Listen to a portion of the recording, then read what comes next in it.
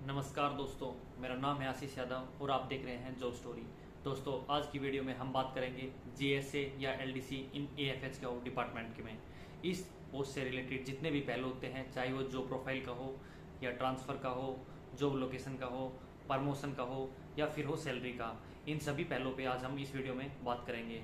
तो ज़्यादा समय ना बिताते हुए चलते हैं पहले पहलू की तरफ, जो हम बात करते हैं पहले जॉब प्रोफाइल के बारे में। तो सबसे पहले तो आप जैसे ही नाम को से पता चलता है एएफएच क्यू, यानी कि आर्म फोर्स हेडक्वार्टर।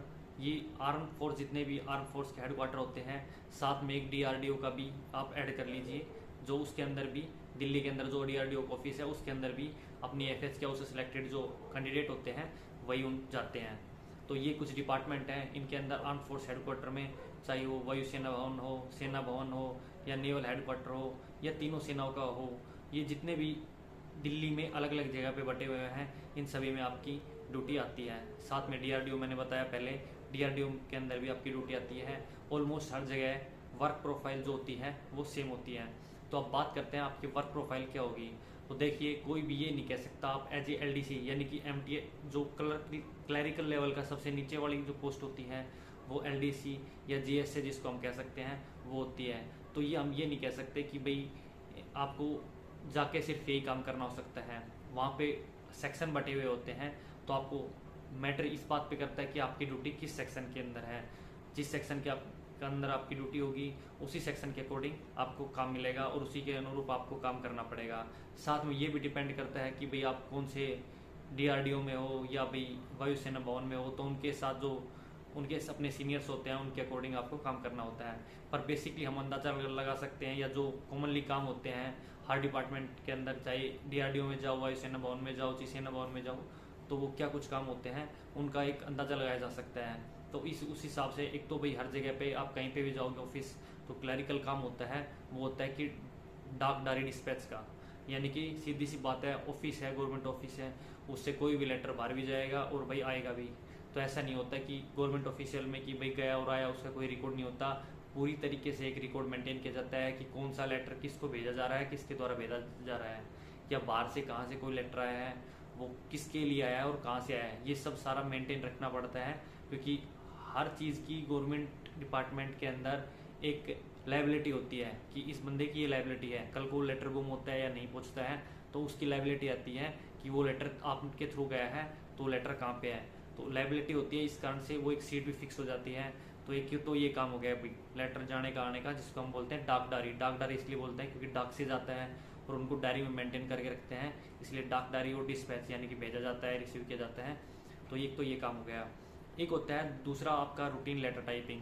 आपको पता है कि भाई आप एसएससी सीएचएसएल से as a clerk, as a GSA जा रहे हो आप, तो वहाँ पे टाइपिंग का टेस्ट तो पहले ले लिया जाता है। तो कॉमनली बात है क्लर्क को टाइपिंग आनी चाहिए। ऑलमोस्ट हर डिपार्टमेंट में आपका सीनियर है वो तो टाइप करेगा नहीं, वो कुछ भी आप उस अपना एक रफ परफॉर्मा आपको बना के दे देगा। उसको कहीं भी लेटर भेजना है तो या ऑनलाइन भेजना हो, मेल भेजनी हो, या फिर उसको भेजना हो बाई जो हार्ड कॉपी में भेजना हो, तो आपको बोल देगा कि भाई ऐसे ऐसे एक फॉर्मेट दे देगा।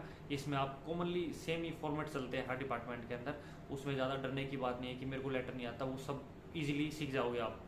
दो चार कुछ फॉर्मेट होते हैं, उन्हीं के अनुरूप सारे लेटर प्रिपेयर होते हैं। आधे फॉर्मेट तो कंप्यूटर में ऐड होते हैं, बीच का जो मेन होता है वो ऊपर नीचे का थोड़ा चेंज करना होता है। तो आपको वो लेटर टाइपिंग करने के लिए दे देगा और आपको वहाँ पे लेटर टाइपिंग करने होते हैं। यानी कि टाइपिंग का जो भी काम होता है, कुछ जगह पे आपको डाटा भी चढ़ाना होता है, तो ये सब करके आपको टाइपिंग का भी काम होता है, वो टाइपिंग का काम करना आना चाहिए। एक होता है मेंटेन रजिस्टर। मेंटेन रजिस्टर का मतलब ये होगा कि भाई रिकॉर्ड्स होते हैं कि पुराने पुराने रिकॉर्ड होते हैं, 10-10 साल पुराने भी रिकॉर्ड गवर्नमेंट ऑफिशियल मतलब ऑफिस में मिलते हैं। तो उन रिकॉर्ड को मेंटेन करना कि भाई कौन सा कहाँ से आया है। सर्विस बुक वगैरह होती है, सर्विस बुक वगैरह आप मतलब आप सोचो आपके डिपार्टमेंट के अंदर 20 ऑफ एम्प्लॉय वो काम कर रहे हैं मान लो आपके सेक्शन के अंदर, तो उनकी सबकी सर्विस बुक को मेंटेन करना। सर्विस बुक मतलब उनकी इन्होंने कितनी छुट्टियाँ ली है, कितनी छुट्टियाँ नहीं ली है, कैसे कर रहे हैं, उनकी कोई मेडिकल लीव पे गया नहीं गया, ये सब मतलब काफ़ी उनका जो एक रिकॉर्ड होता है। साथ में जो बाहर का भी रिकॉर्ड होता है कि कहाँ पे क्या गया है, पैसे सेंक्शन हुए नहीं हुए हैं, ये सारे जितने भी बड़े बड़े काम हैं, बट ये आप करने बेसिक लेवल से चलते हैं। और बेसिक लेवल किसी भी डिपार्टमेंट का एक क्लर्क होता है, तो ये सब काम एक क्लर्क को करने पड़ते हैं। तो ये कि जो नॉर्मल से काम हो गया कि भाई सेंसन के लिए भेज दिया या पैसे रिलीव कर दिए या भाई रिकॉर्ड की छुट्टियों का है या मेडिकल का है, ये सब काम एज ए क्लर्क आपको से करवाया जाता है, आपसे करवाया जाता है। ये सब कॉमनली है। बाकी सेक्शंस के ऊपर है। अब सोचो आप मान लो आपको अकाउंट सेक्शन के अंदर डाल दिया जाता है, तो आपको एक जिम्मेवारी होती है आप पे पूरी जो अकाउंट सेक्शन पे कि भाई आपका जितने भी टीम चलता है उन सबको सैलरी बनानी है, जो टैक्स काटना है, किसी का अगर कोई टीडीएस में आता है टैक्स कितना काटना है, कोई छुट्टी पे गया हुआ है विदाउट पे में तो उसकी सैलरी काटनी है, जो कोई विदाउट लीव पे गया है, मेडिकल लीव पे गया है, ये सब काम अकाउंट का होता है, वो अकाउंट ब्रांच के अंदर हो जाता है। तो मेनली कोई भी ये नहीं कह सकता, आपको जाके फिक्स यही काम करना होता है, वो आपको वहाँ पे जाके सेक्शन टू सेक्शन डिपेंड करता है, पर बेसिकली जो भी काम है वो आपको मैंने नॉर्मली बता दिया है। अब बात करते हैं कि भाई थोड़ा सा कईयों को रहता है कि किस टाइप की मेरे को जगह मिलेगी नहीं मिलेगी बैठने की, किस तरीके का काम होगा। कुछ मेरे दोस्त होते हैं जो CHSL से जाते हैं, सभी का एक एम होता है कि भाई हम कल को चल के CGL के लिए ट्राई करें या दूसरे एग्जाम्स हैं वो अपनी लाइफ में और होना भी चाहिए, तो इनके लिए होता है। तो इसके अंदर आपको क्या होता है कि एक सेपरेट डेस्क मिलती है। डेस्क ऐसा तो आप मत सोचना कि कैबिन मिलेगा, एक एज ए क्लर्क आपको डेस्क दी जाती है, तो उसके अंदर आपका कंप्यूटर होता है, प्रिंटर होता है, यानी कि कोई भी लेटर दिया जाता है तो आपको अपने कंप्यूटर पे ही टाइपिंग करके आगे देना होता है, प्रिंट निकाल के, या जो भी रिकॉर्ड चढ़ाने होते हैं वो अपने कंप्यूटर पे। तो उसी के पर्पज आपको एक डेस्क होती है, एक चेयर होती है। हो सकता है ऐसा नहीं है कि भाई आपको बिल्कुल एक खुले रूम में एक डेस्क दे दी जाएगी, ऐसा पॉसिबल भी है और नहीं भी, वो depend section two section depend करता है। तो मान लो सोच लो भाई आपको मोस्टली तो ऐसा होता है कि भाई आपकी ये चेयर है, टेबल है, कंप्यूटर है, साथ में थोड़ी सी दूर में दूसरे जो आपका कलीग है उसका भी सेम डेस्क इस टाइप में मिलती है। बट टू पर्सन होता है। बीच में क्या होता है, कई जगह पे ऐसे होता है खाने बना दिए जाते हैं, जैसे आप ऑनलाइन एग्जाम देने जाते हैं उस टाइप में भी खाने मिलते हैं। वो थोड़े से बस गवर्नमेंट ऑफिस में थोड़े बड़े होते हैं ताकि साइड में फाइल वाइल भी रख सकें, तो इस टाइप में आपको ये सब मिलता है। एक आपको AFHQ के अंदर अगर आप जा रहे हैं तो आपको एक ये बेनिफिट मिल जाता है कि आपको एक कैंटीन कार्ड की जो फैसिलिटी है वो आपको मिल जाती है। उसके अंदर कैंटीन कार्ड यानी कि आप जैसे कि डिफेंस पर्सन्स के साथ काम कर रहे हो तो जो डिफेंस वालों को फैसिलिटी मिलती है भाई कैंटीन कार्ड होता है, तो उसी तरीके से आपको भी कैंटीन कार्ड मिल जाता है। बट आपको लिक्विड यानी कि जो शराब का होता है, लिक्विड का होता है, उसके अंदर वो नहीं काउंट होता, जो क्योंकि डिफेंस पर्सन्स का तो सारा होता है, बट आपका लिक्विड का अलाउ नहीं होता। आपको जितना भी ग्रोसरी का जो होता है ना वो सारा आपका उसके अंदर आप यूज़ कर सकते हो ग्रोसरी में। और आप जैसे देखते हो कि भाई आप सबको पता है कैंटीन के अंदर अगर सामान लेते हैं तो काफ़ी शायद टैक्स वैक्स कम करके उसमें जो सामान मिलता है वो काफ़ी कम रेट पे मिलता है, और जो बाहर रहता है उनसे हम परचेज करते हैं दिन रात का फ़र्क मिलता है। तो आपको ये एक अच्छा बेनिफिट इसके अंदर मिल जाता है कि भाई आपको टैक्सेस मेरी थोड़े कम दाम में, काफ़ी थोड़े या लेकिन काफ़ी कम दाम में आप कैंटीन से सामान को परचेज कर सकते हैं। दूसरा एक चाहे उसको एडवांटेज कह सकते हैं या डिसएडवांटेज कह सकते हैं, वो आप पे डिपेंड करता है कि भाई आपका नेचर किस तरीके का है। उसके अंदर एक ये है कि भाई आपको जो फ़ोन्स है वो अलाउड नहीं है, यानी कि फ़ोन्स में स्मार्टफोन तो बिल्कुल भी अलाउड नहीं है। तो स्मार्टफोन में एंड्रॉयड फ़ोन हो गए अपने जो भी आ गए वो सब ड्यू टू सिक्योरिटी रीजंस होते हैं, क्योंकि आप एक डिफेंस के जो एक मेन हेडक्वार्टर है उसके अंदर काम कर रहे हो, तो आपको भी समझ सकते हैं कि कितनी सीक्रेसी रखनी ज़रूरी है। हमारे देश की कॉन्फिडेंशियल जो जानकारी होती है उन सबको सीक्रेसी रखना पड़ सकता है। तो उस हिसाब से आपका एंड्रॉयड फ़ोन तो किसी भी तरीके से अलाउड नहीं है।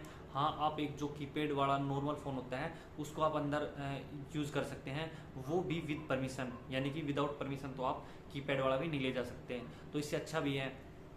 तो आप ऐसा नहीं है कि भाई ये वर्कलोड ज़्यादा रहता है। वर्कलोड की अगर हम बात करते हैं, क्योंकि वही बात आ जाती है कि भाई दोस्त तैयारी सभी सोचते हैं क्या कुछ है, तो वर्कलोड इतना नहीं रहता, नॉर्मल वर्कलोड रहता है। तो डिपेंड करता है यार सेक्शन कितना है। किसी भी सेक्शन में अगर जाओगे ना वैसे भी तो इतना तो नहीं मिलेगा। हो सकता है आपका अकाउंट ब्रांच में किसी में ज़्यादा हो किसी में कम हो, तो वो तो वहीं पे जाके पता चल जाता है। बट मेरे जितने भी दोस्त कर रहे हैं तो वो टाइमिंग का हिसाब देखते हैं। तो टाइमिंग जैसे कि 20 की है 9 से या 9:30 से 5 बजे तक, या 9 से 5:30 बजे तक, ऐसा कुछ चलता है। बीच में 1 घंटे का लंच हो जाता है, तो हर जगह पे ऑलमोस्ट यही है।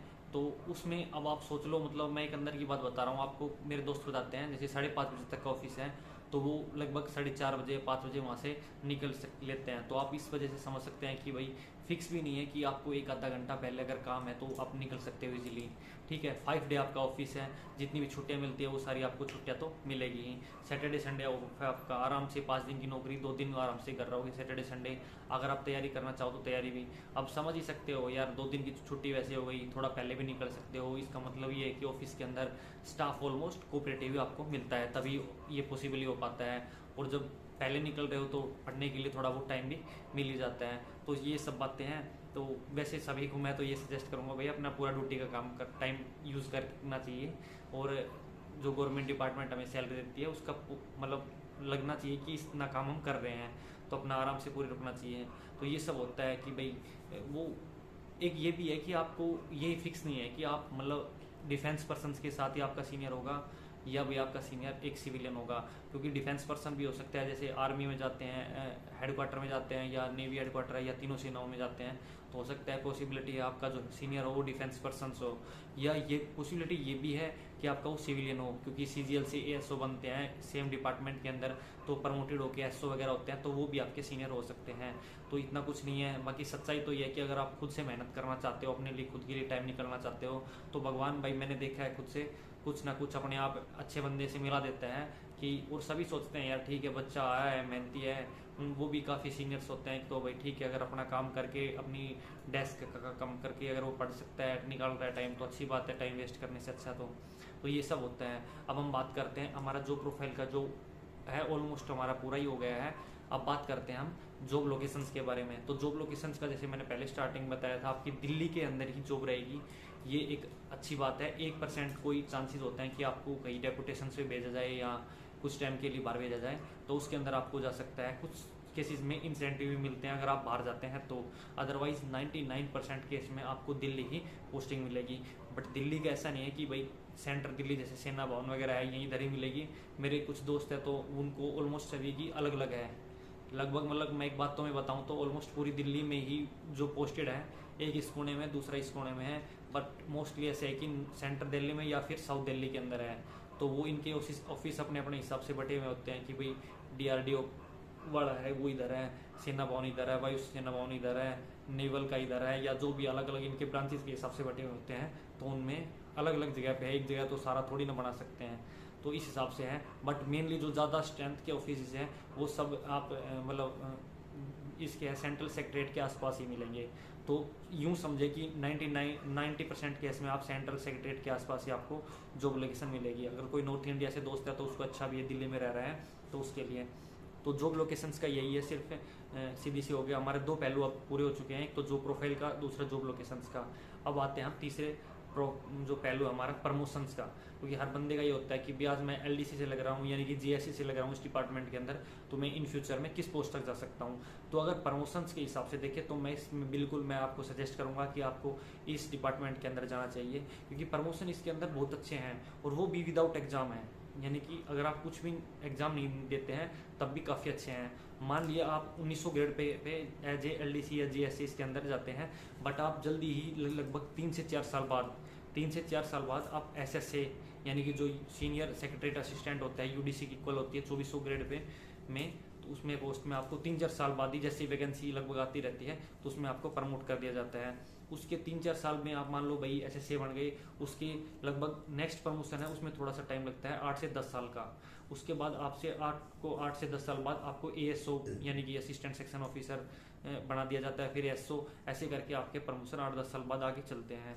तो और मैक्सिमम प्रमोशन का अगर हम हिसाब लगा सकते हैं, कोई भाई छोटी एज में 20-22 साल की उम्र में ही लग जाता है और उसके टाइम टू टाइम रिकॉर्ड अच्छा रहता है और प्रमोशन होते रहते हैं वैकेंसीज के हिसाब से, तो एक पॉसिबिलिटी है वो डीडी यानी कि डिप्टी डायरेक्टर तक। मैंने कुछ दोस्तों से बात की थी, मेरे एएसओ भी है इस डिपार्टमेंट के अंदर, दोस्त है वो एएसओ असिस्टेंट सेक्शन ऑफिसर भी लगे हुए हैं, तो बोल रहे थे कि डिप्टी डायरेक्टर तक आप इस डिपार्टमेंट के अंदर यानी कि काफ़ी अच्छी एक हायर गजेटेड पोस्ट है, वहाँ तक पॉसिबिलिटी है, बट बहुत ही रेयर जाते हैं, बट ऐसा नहीं है नहीं जा सकते, वहाँ तक पहुँच सकते हैं। तो प्रमोशन के हिसाब से अगर मैं देखूँ तो काफ़ी और डिपार्टमेंट्स है तो उनसे काफ़ी बेटर प्रमोशन इस डिपार्टमेंट के अंदर है कि आप एक 1900 ग्रेड पे में एलडीसी में लग के एक गजेटेड पोस्ट तक यानी कि ऑफिसर तक जा सकते हैं। तो वो प्रमोशन एस्पेक्ट्स के हिसाब से मैं आपको सजेस्ट करूँगा आप इस डिपार्टमेंट में भरें। अब हमारे 3 पहलू पूरे हो चुके हैं, जॉब प्रोफाइल, जॉब लोकेशंस और तीसरा हमारे प्रमोशंस। अब हमारे एक लास्ट पहलू बचता है जो है हमारी सैलरी से रिलेटेड, कि भाई सारा काम कर लिया, जॉब लोकेशन के बारे में पता चल गया, जॉब प्रोफाइल के बारे में। अब बात करते हैं तनख्वाह के ऊपर, पैसे कितने मिलेंगे हमें लास्ट में। तो क्योंकि मेन तो भाई सैलरी तो चाहिए, उसके बिना तो थोड़ी ना घर चलेगा। तो सैलरी से रिलेटेड अगर बात करते हैं तो आपको पता है एलडीसी की जो पोस्ट है ये 1900 ग्रेड पे के अंदर होती है। तो 1900 ग्रेड पे में है तो उस हिसाब से आपकी जो सैलरी बनती है, तो अगर कोई और आपका दोस्त अदर सिटी में पोस्टेड है उससे ऑलमोस्ट ज़्यादा आपकी सैलरी बनेगी। कारण क्योंकि आपका बेनिफिट ये है कि आप दिल्ली के अंदर पोस्टेड हो, इसकी सारी जो जॉब लोकेशन है दिल्ली है। दिल्ली के अंदर पोस्टेड होने से मतलब ये हो गया आपको एचआरए है वो 27% मिलेगा। अगर मतलब समझ नहीं आ रहा तो एक सैलरी से रिलेटेड मेरी दूसरी वीडियो आप जाके मेरे चैनल पे उसको देख सकते हैं। तो आपको 27% एचआरए मिल गया, तो ज़्यादा एचआरए मिलेगा तो आपकी सैलरी ज़्यादा मिलेगी। तो इस वजह से आपके दोस्त सेम पोस्ट में 1900 ग्रेड में होंगे, दूसरे शहरों में एक्स सिटी, वाई सिटी या जेड सिटी में उनसे ज़्यादा सैलरी आपको मिलेगी। तो अगर हम देखते हैं डिटेल में तो आपकी सैलरी 1900 ग्रेड पे में 19,900 आपकी बेसिक सैलरी है। तो उस हिसाब से अभी एचआर जो डी है वो 34% हो गया, एचआर 27% है। तो आपकी ग्रोस सैलरी जो बनेगी वो लगभग 37-38 हज़ार रुपये ग्रोस सैलरी बनेगी। ग्रोस मतलब जो टोटल सैलरी होती है, फिर उसमें से डिडक्शन होता है जो आपका एनपीएस होता है, नेशनल पेंशन स्कीम का, जो उसको डिडक्शन होने के बाद और सीजीएस के कुछ डिडक्शन होने के बाद जो आपको इन हैंड सैलरी मिलेगी वो लगभग 34,000-35,000 के आसपास आपको आज के टाइम में इन हैंड सैलरी मिलेगी। तो ये आपको इन हैंड सैलरी है, वो 3-4 हज़ार जो आपके कट रहे हैं वो आपके कट के कहीं और नहीं जा रहे, वो सीधा सीधा आपके खाते में आते हैं, नेशनल पेंशन स्कीम के अंदर जुड़ते हैं। कुछ 10% आपके कटते हैं और 14% गवर्नमेंट मिलाती है, तो इस तरीके से करके वो भी जुड़ी जाते हैं आपके। तो इन हैंड सैलरी का मैंने बता दिया। ये सब हमारे पहलू थे, जितने भी पहलू थे मैंने कोशिश की है इस वीडियो में सभी को लाने के लिए। अगर आपको वीडियो अच्छी लगी, इन्फॉर्मेटिव लगी तो हमारे चैनल को सब्सक्राइब करें, वीडियो को लाइक करें। थैंक यू, धन्यवाद, जय हिंद, जय भारत।